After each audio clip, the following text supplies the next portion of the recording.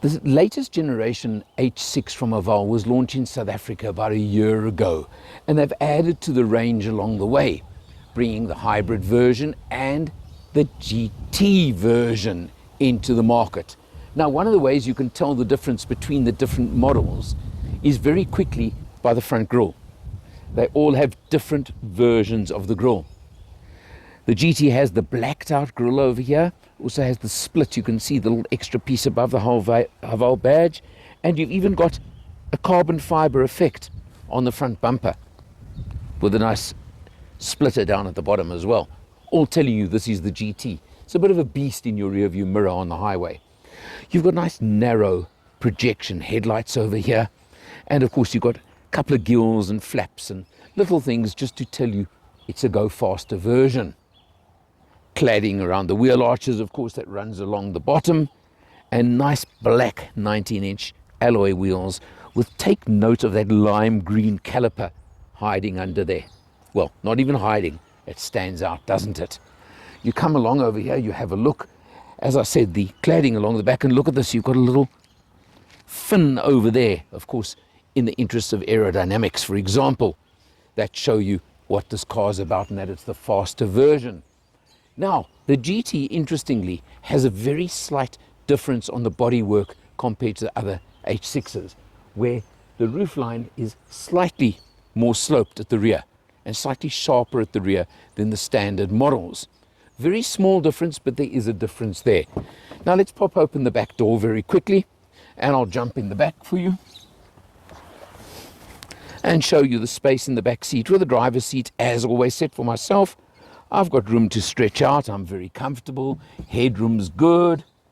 2 USBs for the rear seat passengers, which is important. And I mentioned the lime green to you because take a look at the lime green on the seats with the GT legend, and of course stitching over there, and even on the door trim. This car's telling you what it is and telling you what it's about. Pretty loudly, I'd say. But it's what it is because it's the GT. And GT also gives you the big spoiler at the top of the tailgate, as well as another significant spoiler over here on the bootlet. And again, notice the carbon fiber trim and the massive prominent exhausts over there. Pop open the tailgate, and you've got a very nice sized boot with, notice, a level loading lip, so you don't have to heft your cases over the top. And I'll definitely rate this as at least a 1.5 Allen boot. Of course, you can drop the rear seats if you want as well. Under the boot board, you have got a space saver spare wheel, and as is standard on Chinese cars, note the fire extinguisher as a safety feature fitted in the boot of the car. All cars need more safety features in my book. Maybe a first aid kit would be a good idea as well. Talk to me. Press the button to close, and what does it tell you there? H6GT 4-wheel drive. That's an important fact, because as in the top luxury model or super luxury on the H6, the 4-wheel drive to me is a massive safety feature. Really is important. Powered by a 2-litre 4-cylinder turbo petrol, giving you 155 kilowatts, 325 newton meters of torque, and a 7-speed dual clutch automatic transmission. My name is Michael Pashut, and I'm the proud owner of Change Cars and the host of the TV show All Things Motoring. I'm even prouder to work with Alan Rosenmeyer of Motor Matters, your #1 review specialist for all things new. If you are looking for a new or used car, if you're looking for advice, visit changecars.co.za, and I promise you, you will get the best advice from the best dealers in South Africa.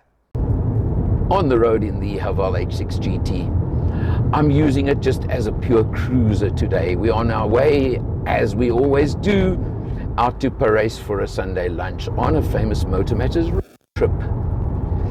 But I can tell you that I've just been cruising along, taking it very easy, and it really is pretty comfortable. It looks like you're probably you can get it to run at around the 10 liters per 100k mark.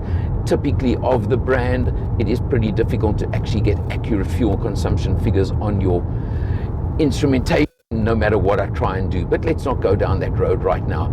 I just want to tell you that I think you can notice it's comfortable, it's smooth, the 7-speed dual clutch auto. In this mode, you don't feel the shifts, you don't feel anything. And it just is a very pleasant family car if that's what you're wanting to use it for. The all-wheel drive that's standard on the GT, I like that from the safety factor. From wet roads, from dirt roads, things like that, where you just know you've got that extra safety, comfort, safety cushion, call it, that if you want it, if you need it, and it's there for you. And that always makes a big difference to me. Of course, this car's got the full ADAS, as they call it, all the safety, all the active safety equipment, including active cruise control and emergency braking, etc., etc. You know what they're about, you know what they come to. And those are all important. And I wish they would filter lower and lower down on the market, as ABS and airbags and things like that have done over the years. These will come lower and lower down the price scale as time goes by. And I can only say, what a good thing that'll be. Taking a look at the instrumentation, of course, behind the wheel, and it's got your TFT screen. You know what those are like, and they can configure, they can change. The important figures are 11.4 liters per 100. Now, this is a car that if you want to enjoy the performance, you want to enjoy a bit of the power, you're going to use fuel.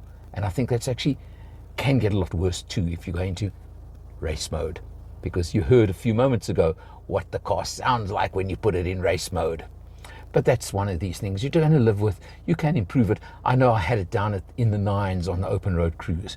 You've got a heads-up display in front of me, but difficult to see. You can just see it flickering over there, but it is there, and that's the important thing. You've got paddles on the steering wheel. You've got, of course, your controls on the steering wheel, but quite an interesting thing, and I find this interesting, and I'm just turning the steering wheel for a moment, is that stalk there. It's a bit outdated, a bit old-fashioned, that your cruise control is still on a stalk. And why I find it more interesting than anything is because it isn't an active cruise control, because of course this car's got all your active features that you can ever want. You know what I'm talking about? I'm not going to mention it. They just go on and on the list of active safety features that I love and that I'm glad are there, but just interesting, of course, that the stalk. But anyway, and notice, of course, green stitching all over the place, everywhere you go, and a lot of the carbon fiber like trim a lot of the places as well all over this car. Moving across the infotainment screen, it's a nice big screen. You can see that at probably about a 12-inch, and it's got a lot of features. But something that I'm going to complain about, and it's not just this car, but that I don't like, is where there are no buttons and knobs and things like that, and you've got to do so many things through the screen. Now, I mentioned race mode, and you heard the sound in race mode. How do I get to race mode? Well, that's a bit of a pain if you ask me. You press that little button there that shows the car, then you press driving when it takes. Now, why is it not? And then you go down to driving mode setting, and then you get the various modes you've got: normal, sport, eco. And of course, that's the one everybody's excited about. Why? Because just listen to that when you're in race and, for example, in normal. It's quite a difference. But it's got all the different ones. But as I said, you've got to keep pressing, and it's not that intuitive either. But anyway, it is a good screen. While we're there, let me just show you another feature, of course, is the camera feature. You've got your reverse camera. It shows a front view, the overhead view, the 360s. So a very comprehensive suite of camera features as well. I like that too. So I'm happy with that. You've got this carbon fiber effect across the whole dash. You've got the green stitching everywhere. You've got the green on the nice sport seats as well, which are really nice ones, and I've got to say very comfortable, and electric adjustment for both driver and front passenger. Another nice feature on this car that I think I do like is, of course, this center console and the dual level, the 2-level one, which is actually really nice as well. Something interesting I noticed, now on many cars with these dual level, the USBs are somewhere in the center, and I always find them pretty awkward to get to. Well, look here, on this car, they're on the side over there, nice and easy to reach. On the driver's side, there's a USB and a 12 volt. On that side, just a USB. But now I think this is a throwback or a hangover from left-hand drive. Interesting that the one on my side is charge only, and the one for connectivity is on the left. I wanted to use Android Auto and had to go to that side. I think it's actually just that they didn't change it from left-hand drive. A little bit of a pain, but I'll live with it. You've got your rotary gear knob over here. I mentioned the 7-speed dual clutch. Very smooth, very comfortable, works nicely. Just be careful you don't turn an extra time into manual mode by mistake. But it just needs another click and it goes back. Electronic parking brake, all those things there as you would expect, and a nice console over here as well. So all these features are here as you expect. Now, you're paying an extra 50-odd thousand rand for the GT version over the super luxury. You're only getting an extra 5 kilowatts, which doesn't seem like a heck of a lot. But it's that race mode that I know excites a lot of people. It's that slightly sportier look to it, and it is much more aggressive. And out there with some of the lime green, for example. Those are things only you can decide if you like or don't like.